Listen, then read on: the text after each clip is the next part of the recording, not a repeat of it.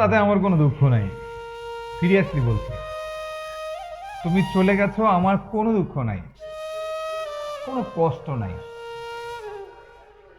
কষ্ট শুধু একটাই, কষ্ট শুধু একটাই, হাতে হাত রেখে এতটা পথ চলার পরও তোমায় আমি চিনতে পারিনি। এটুকুই শুধু কষ্ট আমার। আদারওয়াইজ চলে গেছো, তাতে কোনো যায় আসে না, কোনো যায় আসে না।